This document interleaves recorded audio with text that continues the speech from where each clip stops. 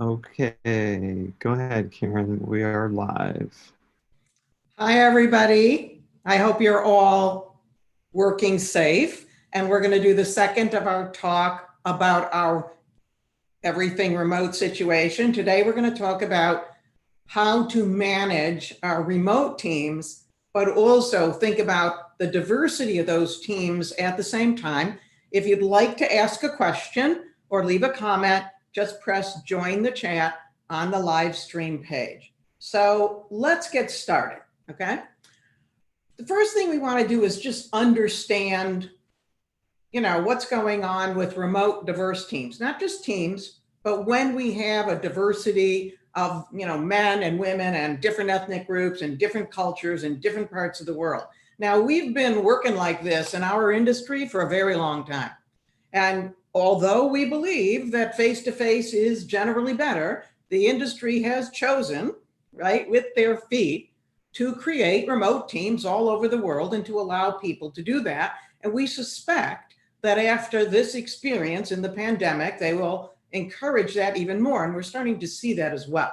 So let's learn something about it and let's see how we can do it best. Now, why do we have remote teams historically? Because, of course, people can live anywhere. More importantly, you can leverage the diverse experiences of people globally. You can work 24 hours. Cost of living can be cheaper in different areas. And, one of the things we do find, and we'll have to be talking about this because we're going to work against it, we're going to work with it a little bit, if you would, is there's a greater task focus when you're remote.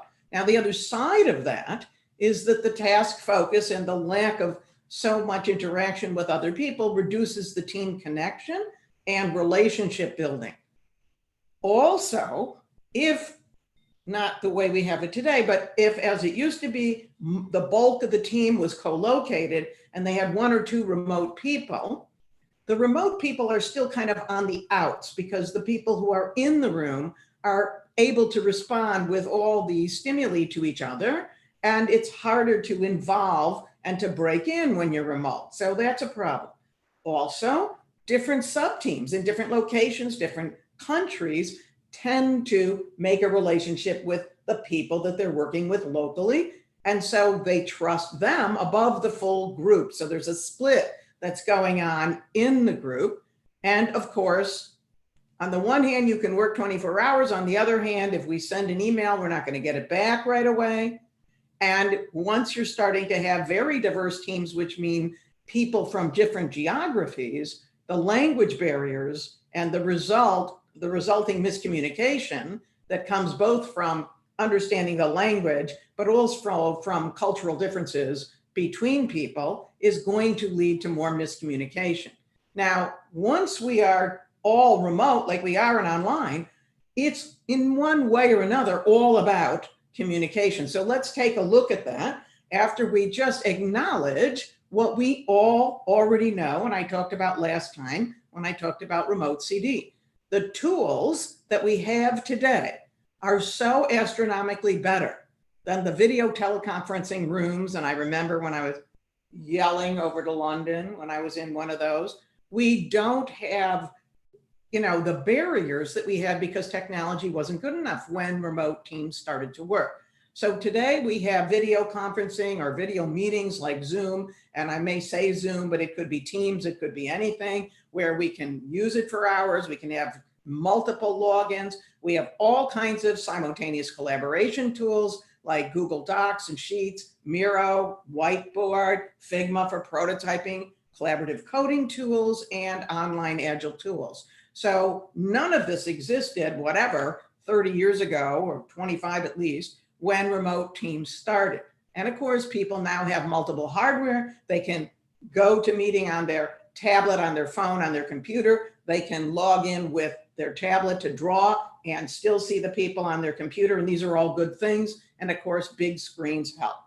Now, it was never a good idea to be in back-to-back meetings all day long anyway, but now that it's remote and we're doing it all on the screen, a back-to-back meeting is not really going to be great. And if you're at the tail end of those back-to-back meetings, you could be getting crabby. So let's make sure when we're managing our teams and ourselves working remotely, that we give ourselves some space and some break in there rather than living on the computer all day long. All right, well, let's think about communication. Now, I've been learning all about remote teams thanks to my partner in many things, Nicola Marston, and we'll talk about the work we're going to do together later on.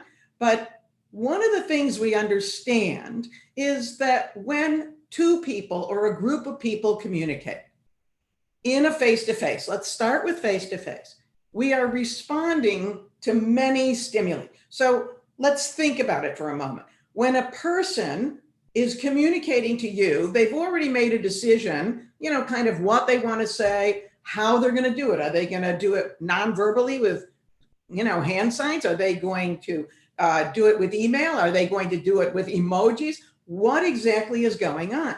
Now, when they communicate, particularly when they're face-to-face, they may intend to communicate a particular way, but they are also having sounds, facial expressions, eye movement, tactile, right? Getting near you, getting far, using the room. And all of that stuff is coming at you, boom, when you are the recipient, okay? But when you bring it in with your sensory organs, well, maybe you didn't quite hear right. Maybe there was a wind. So there's all kinds of disturbances that can come in and extraneous information the person didn't really want to be sending you that came along. Maybe they grimaced because, they were hungry. So we need to understand that all this stuff comes in and then the recipient, right, decodes it, makes up, sometimes filling in the information, things that were not clear. And then they say, oh, it means this. They interpret it and they react. But of course, they may not react to your intent. And so the many stimuli let us communicate better, but we can have a lot of miscommunication. And as I already said, multiple languages, multiple cultures, various kinds of head shakes can mean different kinds of things. Now, I want you to just think in your own life, right? How many times, like me, do people send back and say and respond to your texts or your emails like, I don't understand what you're saying, or why did you mean that? Why did you say that? That was devaluing. I mean, when I had my larger company in Context, right? They would always say to me, Karen, this email doesn't have enough information. I have to check and double check, and we might end up on the phone. So if we don't have enough channel, and if we aren't clear enough, we can be wrong. Just like in a face-to-face conversation, when I was walking my granddaughter and my dog down a path in the pandemic, trying to stay 6 feet apart, and a biker waited for me, rather than saying just, thank you, I didn't do that, I went thumbs up, and he thought that meant he should go. So now we both went, oh my God, and then he got mad at me. So the important thing for us to understand is even when we're face-to-face, we can have miscommunication, and the less stimuli we end up with, the more miscommunication and need for clarification is going to be part of the relationship. Now, all right, what do we think about that then? If we take a look at the richness of those communications, our snail mail, email, voicemail, those are all low, right? We can be miscommunicating like mad. And if we look, of course, face-to-face is at the top, although we could, get distracted by these side cues. And our video conferencing is very near to the top as well, but it isn't all the way there. Now, I want to stop for a moment and talk a little bit about, well, why is virtual reality above video conferencing? It's still in a lot of research and we really don't know everything yet. But what is interesting is that when you're in a video conference or face-to-face, everybody can see and know who you are. And so all your identity characteristics, male, female, right, tall, thin, whatever, are apparent. And we will talk about bias here because we're bringing diversity issues together. But if we all have the same kind of avatar of the same size, many of those personal characteristics get pushed out of the way so we can really interact with the person as they are. And interestingly, if we give men, female avatars, even when the people know that they are men, they start treating them differently because they have a female avatar. So whether we like it or not, diversity issues are still happening in remote teams. They are still, of course, happening face-to-face at every level. And part of our goal is to use our knowledge that we have been developing at WitOps and in understanding issues around how to help retain women and give them a much more positive experience in their teams at work. So today we're going to be talking about bringing this all together to make things work better for your teams. We have an opportunity here to actually not only make the remote work better, but also to start bringing some diversity consciousness in, because in many ways, when we are all remote, we need many of the same kinds of things that we need to be doing to help women and other underrepresented populations thrive inside of our organizations and teams. So let's get started. One of the first issues has to do, as we mentioned, with team cohesion. If you are all remote, you feel less connected, you feel less a part of the whole team. Now, if we take a look at our data from the at-work experience measure, right? When we measure a tight, cohesive team, here are some of the measures. We can see that when women feel that they are a part of a tight, cohesive team, they are less likely to think about leaving their job. But even more interesting than this, what we have found, and other research has found as well, as we increase the number of women on the team, the overall experience of being at work increases, not just for the women, but for the men as well. Simply having more than one woman on the team changes the experience and improves it. In additional research, similar, what they found is if there's one woman on the team, then she feels kind of pushed away because she doesn't identify right away or necessarily feel invited into the group. This is what happens anytime you feel like they are not like me, yeah? And so because she doesn't feel as connected or possibly invited in, yes, then she's less, she's thinking about it. And so her performance is a little bit reduced. But when we increase the number of women on the team, the feeling of belonging and the cohesiveness of the team goes up. Not just the cohesiveness of the women, the whole team. The women are performing, but now their skills are being used. The performance of the whole team goes up. So cohesiveness of your team is very important to manage, because if remote is pulling us apart, or if diverse issues are pulling us apart, then that means our team cohesiveness is going down and our performance is going down, okay? Now, I know you're all having some fun out there, right? You're having your coffees, you're having your lunches and your cocktails and your fun activities, and you're trying to keep, if you would, morale up that way. And all that is really good. Now, on a side note, make sure everybody actually wants to do the fun activities, because in face-to-face, women would complain, well, all the guys want to go, to the cigar bar, and I don't want to go to the cigar bar, or they all want to, play this one video game, and I don't really care about that one video game. So it doesn't matter which side you're on. If the women all want to, sit around at a baby shower, the men are maybe don't want to be doing that either. So we have to make sure that we're doing activities that everybody on the team wants to participate in, or we are not building team cohesion. Okay, it's not just about fun. But what else?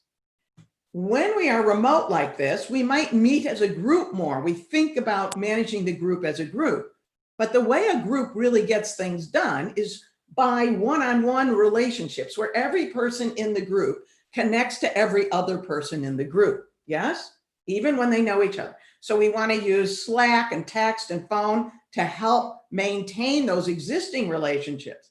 But of course, this does not help us with new connections, people who are just hired or coming into the team for some reason. I'll talk about that in a minute.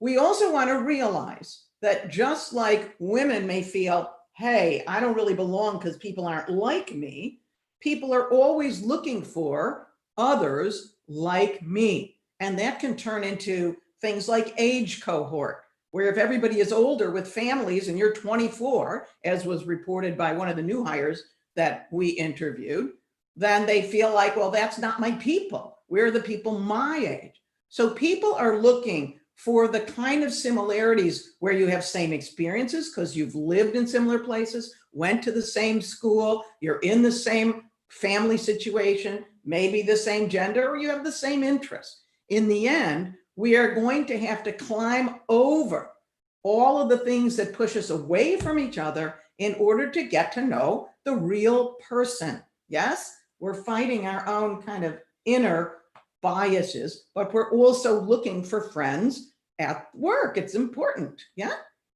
Another thing we want to keep in mind is what we found, right? If everyone's in the same time zone or in the same country, and so they speak the same country language, all those subteams are going to feel closer to each other. So we need to establish and go across and outside of the subteams if we're going to create relationships throughout the whole team to keep it cohesive and connected to the total goal of the team instead of just the sub goals. And the research shows us that in those sub teams, there will be leaders there, and then just the leaders will coordinate. So you don't really have one team. What you have is two teams with the bridge. So you got to decide what is it that you want to be doing. So what could we do? Well, let's help the social connections. This is something that was very effective by one of the organizations that I worked with. They asked everybody at a group lunch to write tiny bios about who they are, where they've lived, little tiny fun things, and then they share it at the group lunch. And that way you find out that, well, you may not have anything in common with that older guy, but you both love biking and you can talk to each other based on that. So the more we can make our knowledge of each other richer, we may find more connections. When we want to think about working together, now it's always been my experience that the way you connect is by doing something together that actually matters. In other words, you work the relationships out in the work. And that means we have to create opportunity to be working with one another. But instead of just working with one another on the people who are friends or the people that are in sub-teams, we want to engineer real working together of every one-on-one connection. You got to start thinking about it like that. So you could ask two people who don't usually work together, right, to co-create something in order to help them learn about each other. Another great thing to do is to give challenges to senior junior partners, which will foster co-working because they can use collaborative tools to work together. Or you can create junior partnerships in order to support them solving problems very much like pair coding and Agile, but why not do it in anything? The most important thing, however, to remember is don't have an activity and ask for volunteers. What happens when we ask for volunteers is we pick our friends. And so that doesn't help our job of making the relationships all the way around. So what we're fundamentally saying is round robin co-working, right, will help everybody get to know each other and the work will happen over time. But while we are round robining, let's add round robin office housework, like meeting minutes, selecting fun activities, making coffee, de-gender how you select people and how you volunteer, because we don't want women always doing, activities that really don't advance their career.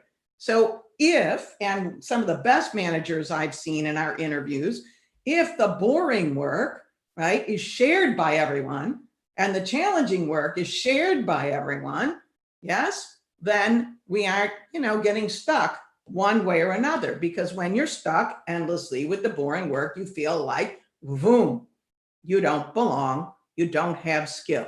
So we can deliberately build connections, right, to counteract stereotyping, but also increase team cohesion which increases team performance. Now, what happens when the person is a new hire? Yes, please hire people right now. But now you're going to have to onboard them remotely. Now, in our work on understanding new hires, we created the team onboarding checklist, which you can go and see the live stream on that down there. And it will be up. We have the public version of it available this week. So you can go and try it out. It will be up this week, okay, later in this week. Now, what we have found, just to remind you, is that there are 4 critical timeframes. The manager has to start thinking about how they're going to plan for the remote new hire and also engage the whole team in the new hire experience. And we can see that what we have learned is the most important thing for new hires is to create that connection, like we've been talking about, right? And to get the tools and information they need to be successful, because we're working against our finding that 50% of women don't know what to do to be successful. And since women leave the field 50% more often than men in early career, the new hire experience is really important. All right, so a few tips on working remote. The most important thing the manager and each team member can do is make a real relationship and to block time and commit time to coaching and answering questions of this new hire. You want to make sure you say, hey, I love text, or I love email, or call me, whatever your thing is. You want to check in a lot. You want to always invite them to ask questions. They aren't going to know it's okay unless you make sure they know it's okay. And make sure you set up frequent face-to-face video meetings. So you're establishing, you don't have the drop-in anymore. You don't have meeting at the coffee anymore. So you've got to create it now more structured. And this is what we're going to see with remote over and over. We need more structure to make things work. We tell you to identify a work buddy to work on the first projects with them, an experienced buddy who can help answer the more complicated questions about the product or the system, a company buddy to introduce them to the values, the places to go, knowing how to fill out, travel whenever we get back to the IT buddy to help with the system. 4 buddies are better than 1, even though many companies have the idea of one mentor. One mentor isn't enough. And the way it really works in real life is that in good new hire situations, they end up with these 4 buddies. So your work buddy now wants to be in the same job, yes, but the same time zone is best. Your experience and IT and company buddies have to keep checking in. And then the manager checks in with the buddy set to see how they are doing. The more everybody can get into the idea that we're onboarding, right, as a team, the better it's going to be. All right. Now you're going to make sure they know the team and the team culture. So the one-on-ones that we've been talking about, so the new hire can work with and do things and literally just talk to everybody on the team so they get past not being known. And finally, make sure that they're partnering and doing work appropriate to their skill. And we have all these collaborative tools now, whether it's interaction design, whether it's building a journey map. There's no reason that senior junior partners can't be working together and stepping a younger new hire in, or just acclimating a more experienced new hire. So go take a look at that live stream. Now, what we've been talking about is the power of structure.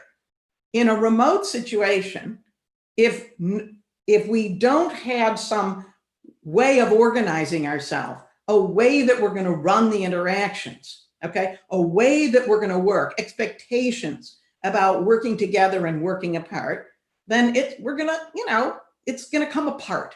But it turns out that that kind of thing is better for diverse teams as well. So we can kill 2 birds with 1 stone. And if we look across the board at all the research on successful teams, from Google to academic research, anywhere you go, teams that are successful, period, have clear goals, clear roles, clear processes, expected deliverables, and accepted rules of engagement. The more these things are articulated, the more there is structure, the less it's willy-nilly, oh, gee, we'll figure it out, the better the team is going to do. So now since it's needed by remote anyway, it's our time to start putting more things in place. And as an industry, we're on our way to more structure anyhow. But I'm going to start by just making you see, helping you see, what are we really looking at? Because too often we resist structure. Now you can see that one of our items in our team experience down below, that when the working sessions are productive and people have clear roles, again, they're less likely to think of leaving their job. All right, so what are we looking for? The research on remote teams shows that when leaders communicate clear goals and expectations, shock, the team performs better. Well, the team performs better anyway, right? Okay, and we've already talked about the clear goals and roles and processes. Back, I don't know what, 35 years ago, Lucy Suchman taught us that when a group of people is collaborating with each other, they do always create for themselves, whether it's a napkin in the cafeteria, a flip chart, something, a focal point. So they are, if you would, talking to the board. Their conversation is materialized. It becomes concrete. Everyone can see what is talked about. All right. So in a remote context, it's even more important that we have a representation of what we are talking about, what we are reviewing, what we are creating. It's not just talk in the air. We also know, and this is especially important when it's remote, that there's only so much airtime available. And there are people who talk a lot. I'm one of them. And there are people who don't talk very much. And there are cultures that encourage one or the other, right? If we do not ensure in our processes that people get enough airtime, then, you've got a bunch of people that are going to zone out when they're in the room, and you're not going to get their skill, and they're not going to feel valued or like they belong. Okay. So as soon as you've got more than 3 people, you're going to end up needing some kind of a facilitator to start moderating some of that.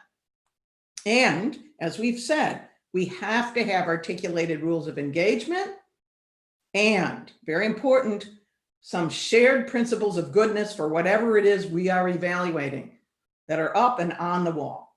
All right, so let's start with the most basic thing. It was years ago, back when I was at the Sioux Group at Digital Equipment Corporation, that we tried to get people to use more structure in their meetings. People have been looking at the need for structure in their status meetings, their presentation, any meeting, right? The regular meetings, not really working meetings. And we resist, but now we're remote, now we're online. If you would do this, you would have productive, shorter meetings, okay? So what does it mean? You gotta have an agenda. And you better have a goal for the meeting. If you don't know what you want out of it, I don't know what you're going to get out of it. So you need your agenda. Your meeting owner either is going to facilitate or is going to assign a moderator. You've got to have some document displaying your decisions or your ideas, something, that focal point. And if you're going to have takeaway tasks, write them up on that shared document. It's easy enough to be in Zoom with the Google Doc and make all these things happen, even for the simplest meeting. It's simply going to work better.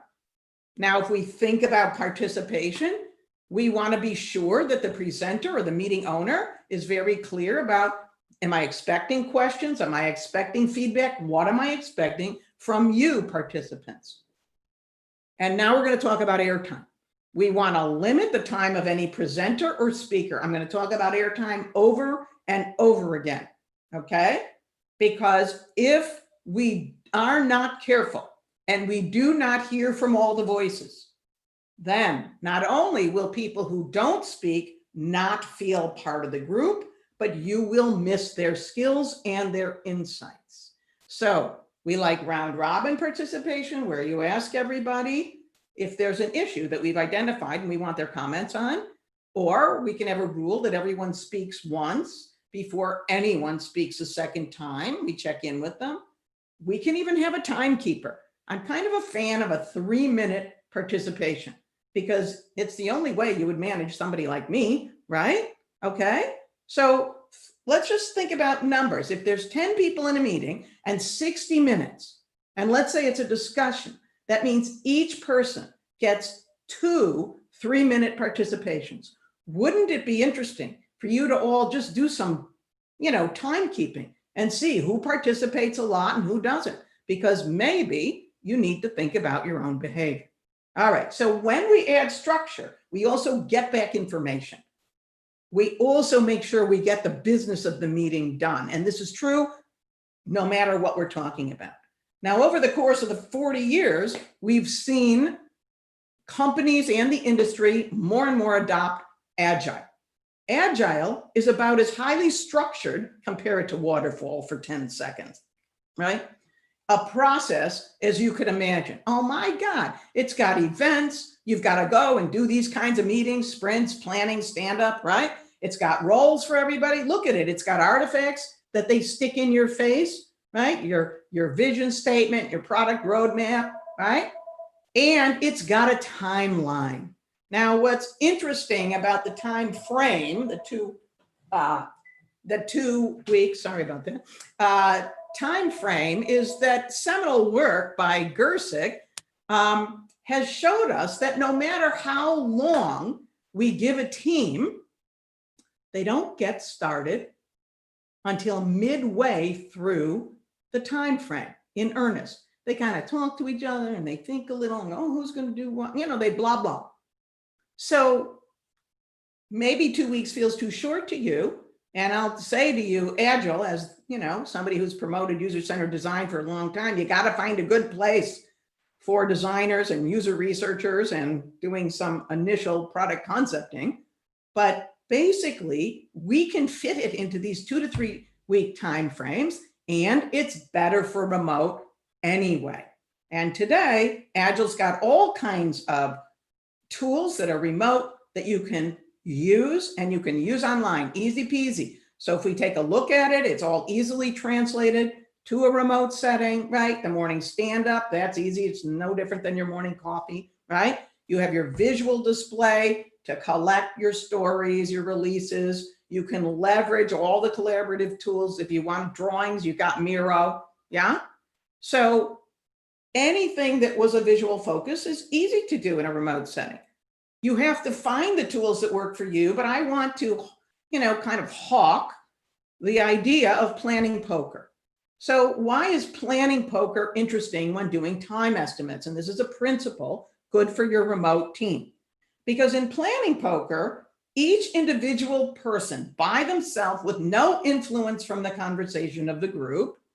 So now we're gathering their idea uninfluenced, does their time estimate, and then the group looks at the whole.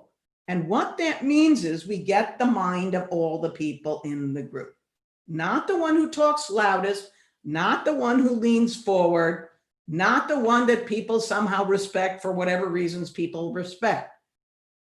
So we say it is our standard to get the voice of everybody.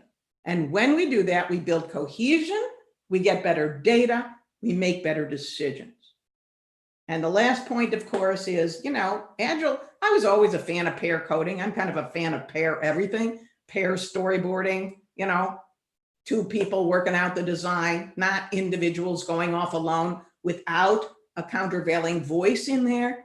But we've got so many collaborative tools today where we can be doing this. So even if you're not using pure Agile, whatever you happen to be using, look at your process, make sure it's got enough structure, and then translate it into remote tools, and then run efficient meetings. Now, last month, I talked about how to do contextual design remotely, and it's doable, even an affinity diagram. If you missed me, please go take a look. I'm kind of floored, okay? But contextual design works also because it's a structured working meetings where everyone has a role, they know or can learn the skills, which are all laid out in Q in my book, of course. And now we can do the whole thing remote. If our processes that we use, the core processes, like requirements in design and coding, have enough structure, the team is going to be productive. They are also going to communicate better. They are also going to feel like they're heard, and so they're going to get stuff done in a reasonable time frame. But Another thing we found at WitOps is that since we're makers, no matter what we're talking about, we are living in a feedback culture or a critique culture. And 80% of women say that they lose self-esteem when they are critiqued, and they gain it when they're supported, right? But critique or feedback from customers, from peers, from more senior people, from outside reviewers, and this is the same as with students. We've been doing this at University of Maryland, and all kinds of egos, male and female alike, get overly crushed whenever they're given feedback. But that's the nature of our field, so we have to learn how to do it. And I spoke in another live stream about best practices in doing this. Go take a look. But the key is there's nothing about that can't be done remotely. What counts is that you've got sufficient structure and the rules of engagement are clear. So you're going to start with your hour. I find for Zoom, an hour for a critique is enough, with 4 to 8 people. And we're going to talk in a minute about, well, what happens if not everybody has the background? If everybody doesn't know the work and they need the background of the project, then you're going to waste half the meeting talking about that. So you're going to make sure they're up to speed. You're going to start on time, and then you're going to have all your artifacts to share in focus, right? Whatever the tool is, if it's research, you might have your journey map drawing in Miro or in some kind of PDF. If it's design, it might be in Figma, whatever your product concept is in, if it's some graphic. So you're going to be sure that the goal of the meeting and the type of feedback is clear, and you're going to make sure everybody knows the business goals, the key user data or issues, yes, and what are our principles and criteria for goodness, yes, and we're going to have the rules of engagement. So when we worked with our student team, this little process really worked well over Zoom, right? You start by reviewing one artifact and one artifact only, never more than one. It's too much, but make sure if you're going to show the primary thing in a tool that everyone can use it. So if it's going to be Figma, if some of your reviewers don't know how to use it, this isn't going to be helpful. And instead, you have to make sure that the display is really big. You have to work on that inside of Zoom because it can be too small. Then for those people that need to come up to speed, make a 5 or 10 minute video. So no one has to waste time coming up to speed in the meeting. They can get down to the work of the meeting. In a remote context, you don't want to be coming up to speed that way if we can do it some other way or in some other meeting, okay?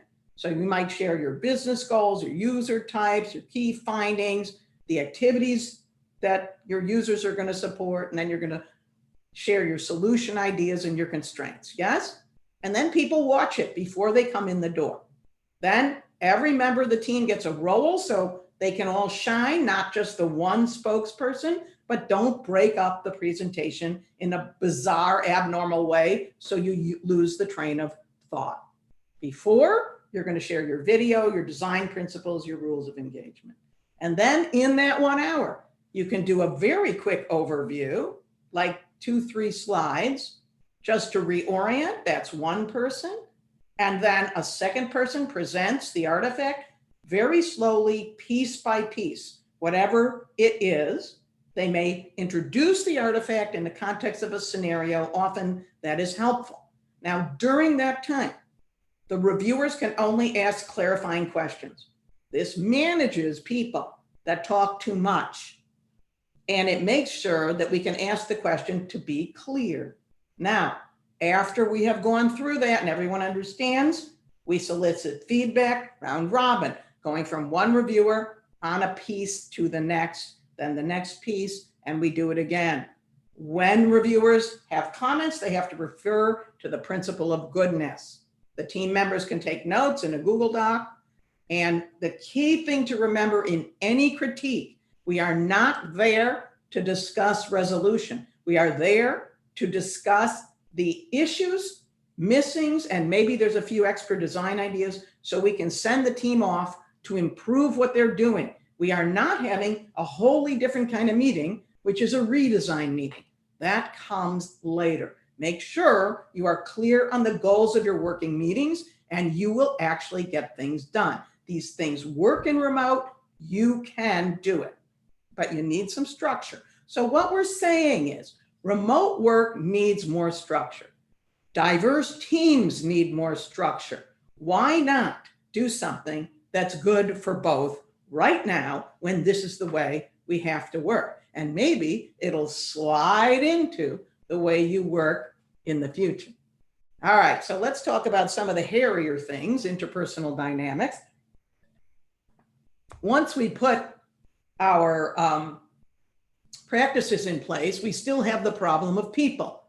And, we've certainly got the same data that we've been getting for the last 40 years. 49% of the women feel invisible and not heard. And those thinking of leaving score lower on the team experience. Our literature across the board continues to say, yes, 50% of the women in STEM experience stereotyping and discrimination, right? And they experience tech as male dominated, and as a result, it's got more harassment and hostility. Okay, so if you feel like it's a harassing environment, you're gonna have more stress, you're gonna have more turnover, but you're gonna have lower productivity. And we have to get over the idea that we're gonna fix this with diversity training. Diversity training for 40 years. It's just not enough. You're not gonna change the, if you would, inbred bias that just comes along with growing up in our various societies. So what we have found is that even when we train a department, it doesn't change the women in that department's experience of belonging and issues of discrimination. So can we do any better with remote teams? So let's think about this a minute. When we're on video, women are still women, so we know they're women, and we're going to react with our underlying bias. Remember, women hold the underlying bias just as much as men or anybody. But also, we have another kind of bias, which is that tech is masculine.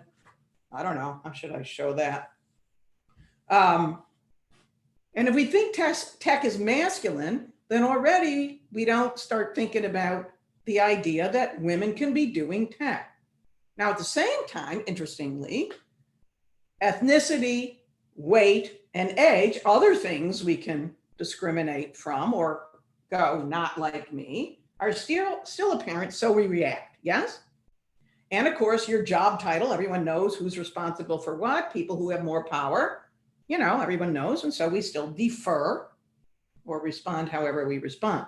But when we are in video, height is minimized, the ability to use the room, to lean forward, yes? The ability, because we know leaders are often taller, to use your stature to gain dominance over the conversation, it doesn't work. And interestingly also, authoritative voice, which is another way to pull people together into some kind of agreement, also doesn't work very well in video. So we are losing both the sort of negative side of that and the positive side of a leadership dimension. So we got to deal with that. When we're here, we can all see what you're doing, right? The eye roll, the hump, the impatience, the irritability, looking at your phone. I mean, the whole thing. And what we find is that when people see people doing inappropriate things, they kind of, they withdraw. So we're pushing them out of the group, out of the meeting. We got to think about that. Our own behavior, of course, is in our face as well, and we react and we start self-monitoring. And yes, airtime is clear. I wish Zoom had a timer, then we'd really know, but we can certainly watch that green bar. So, what can we learn? Well, so the first thing that's sort of super interesting in the literature is when we look in a mirror, we, fix our hair, make sure we look right. We see it, we're not going to pick our nose. We are self-monitoring because we have this ideal self, what we want to be like. Well, guess what? The same thing happens when we're on video. It's like a mirror. And so people manage their projection. They will stereotype less because look what kind of person they're going to look like. They're not going to eye roll as much because, what would that look like? Can you imagine? Okay. They also tend to self-disclose more and they conform more. interestingly. So what we see is because we see ourselves, we're less likely to be a jerk, okay? On the other hand, all that self-management is taking attention away from the task. And as a result, add to that conformity, our divergent thinking is not going to be as good. We don't have natural leadership helping us to bring things together. And so performance can suffer. So on the one hand, it can help our interpersonal relationships. Now we have to make sure that our performance doesn't suffer. But let's talk about the interpersonal. A couple of years ago, we started the Valuing and Jerk project because it was like, okay, women are saying all the time, it's a bro culture, men are jerks, I'm not valued enough, no one appreciates. There's a lot of talk. And I thought, if we could just identify the behaviors that really matter, wouldn't that be cool? So we started the Valuing and Jerk project. I did a live stream on that. You can take a look. And what did we find? What are the most important? These are just the top things. There's 15 of each of those behaviors. One, not surprisingly, promotion is straight skill value. That's a top thing people want. But second, relationship. If you coach, if a senior person or the manager takes time to listen, to understand, helps and partners, that's valuing. So all those recommendations that I was talking about with those one-on-one relationships, very important. And straight up appreciation, thank yous, thank you notes, comments, telling a senior person about me. We can do that. Can't we do more of that? What about jerks? Top thing across the board, way high, because we did a survey, of course. Do not yell, do not berate others, do not use foul language, do not demean other people's skill. It's kind of simple. And remember, we've been talking about this already. Decision dominating in meetings, not listening to others, not using all the information, taking over. And of course, this one is interesting. I didn't actually expect it, that people don't like it when people break social and corporate rules or team rules. And they think that's jerk behavior. Now, the result of the Value and Jerk project is that we identified 6 valuing characters and 6 jerk characters. And coming up soon will be our really cool posters for each of these characters. This is the reward master who will give you bonuses and promotions. And this is the megaphone mocker who yells and uses foul language. So watch out for these and let's see if you can use them for a little awareness building. But what else could we be doing? Well, if you keep your video on, everyone knows you're listening. And if you turn it off, we all know you're looking at your phone. You could do appreciation right away. You've got a chat, right? Good job, love that point, something. You could do it right away. You could do it on purpose, add a little structure. I know this is a little weird, but you could try it. Just assign a team member to another member to pay attention each week to say something appreciative to someone and keep rotating them. And of course, the coaching in pairs is already positive in the dropping in by Slack. For jerk, everyone, show yourself because you can make sure you see how you behave. You can have a policy. You can have a consequence. No yelling, just none, okay? No verbal pushing. And the facilitator or manager could try using the personal chat for a little nudge if somebody's getting a little puffy, right? And we've already talked about, if we use well-run meeting structures, it's going to mitigate this bad behavior. And when we can use things like planning poker to gather everyone's ideas, it'll articulate, it will help everyone get along. And if we have rules of engagement. Now, we can take and twist the Agile Team Manifesto a little bit to help this.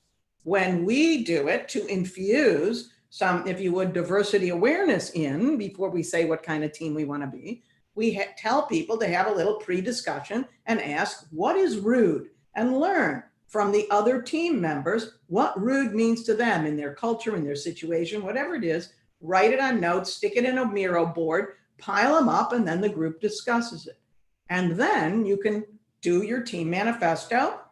You can use your word cloud to add words like appreciation and work-life balance and collaboration, right?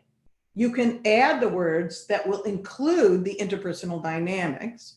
And then I've just listed here the way to do a team manifesto remotely. Each member writes their answers on sticky notes, what kind of team we want this to be.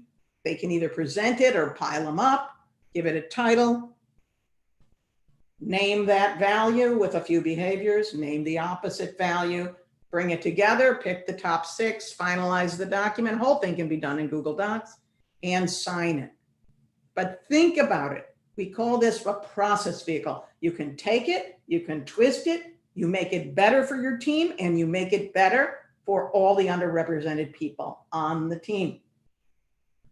All right, so really we're asking you, what is your personal change goal?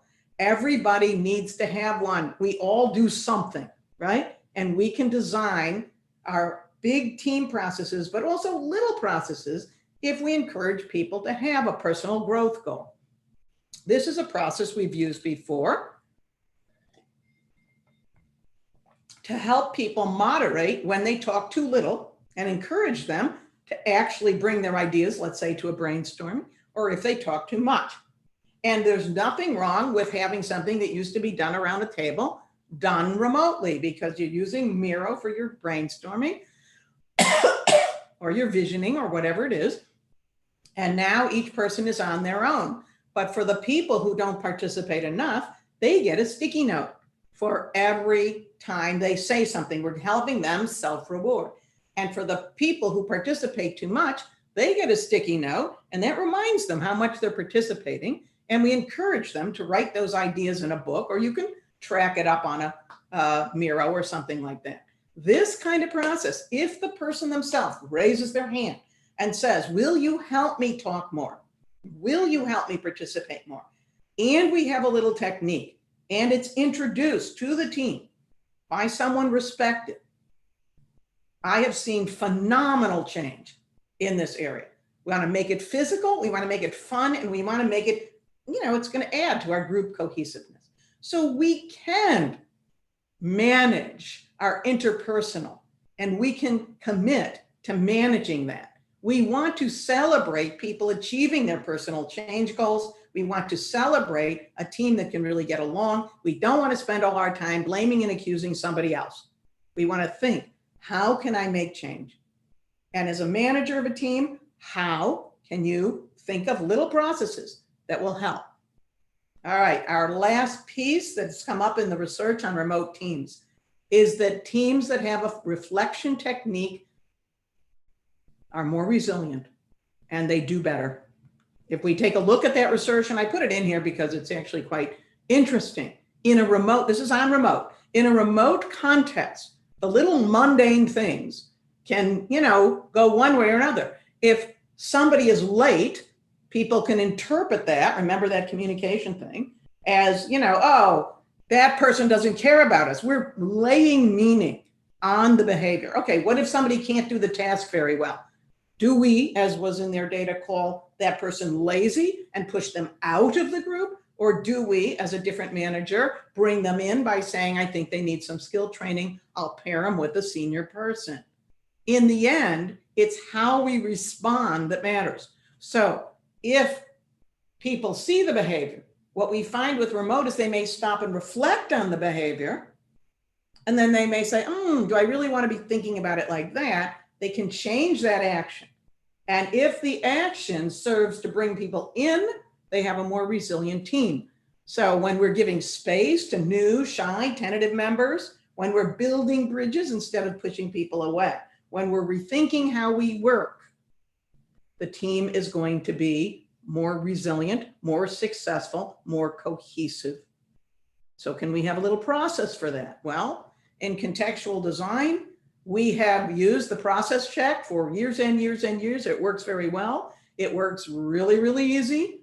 You can do it in Miro. You can do it in Google Docs with Zoom. And all you do is at the end of a week, starting with pluses, you say, well, how are we doing? How are we doing on our values? How are we doing on our team manifesto? How are we doing on our deliverables? How are we doing on running our meetings? How are we doing in our personal growth goals? How are we doing valuing each other? And then we go, all right, what's not working? And this will raise up issues, and naturally people will have design ideas. And so the team will generate design ideas, make a commitment for change, and then change. Now, the process check is very similar to the retrospective in Agile, and there's lots of tools for that. The point is, build in a way to think about how you are doing. Now, my students in the Valuing and Jerk project thought that anonymity would be important, and to gather feedback where people, particularly underrepresented people or people who are quieter, will feel like they can actually say something. So the process check, everybody is talking to the group. So the concept of the Batman jar is that there literally be a jar, and Batman is there to save the day, fix things. And we have a poster that gives you an idea what to do, and then you stick your Post-its in over the course of a week. So how could we do it virtually? Well, this is in Miro. It can be in Miro. Everyone can be putting their Post-its in over the course of the week of what the issues are. My understanding is, although you'll have to check, is if everyone has guest editor status, they will be anonymous. The idea, and you might like this, better than a formal process check. It's different. You might get more interpersonal issues this way. So the point is, then once a week, you pull it out, everyone reads it, you brainstorm, you make a plan, you try it out, you do it again. So we want to be thinking about anonymity as another thing to make sure we get all the kinds of feedback that we need, and that we're already checking in as a group. The group is responsible for managing its own reflection. That's how we make the group cohesive, well-performing, resilient. All right, so another piece of data I had to share with you is complaining only hinders productivity and cohesiveness, but identifying the issues and solutions increases it. So reflection by a person, by the team, reinventing the structure, that's how we get effective virtual teams. So today we've brought together the work we've done at WitOps and some of our solutions. There's a lot out there. Please go to the site. And I've started to introduce some of the underpinnings of the principles underlying our practical solutions gleaned from our data that Nicola and I will be writing about in our upcoming book, Retaining Women in Tech, with Morgan Claypool. Right now, chapter 1 is free, and you can get it. You can go out to the WitOps website, or you can go straight to the Morgan Claypool and download a copy. And, given the way the pandemic going, we'll let you know when the rest of it is out, but I think this will get you going. So please go out there, use our resources, get the book chapter, the checklist, posters are coming. And don't forget, there's the Career Power board game, and I may do a little playing with that over the summer. So next month, I'm going to reintroduce the At-Work Experience Framework, and then we'll see if we can do some games over the summer. Let me know if there's things you want me to talk about. But that's it for today, guys. And I don't know if we have any time for questions, if people want to hang out, Derek. No questions today on the chat. All right. So I will see you next month. Please communicate with me, and thank you for listening. Bye.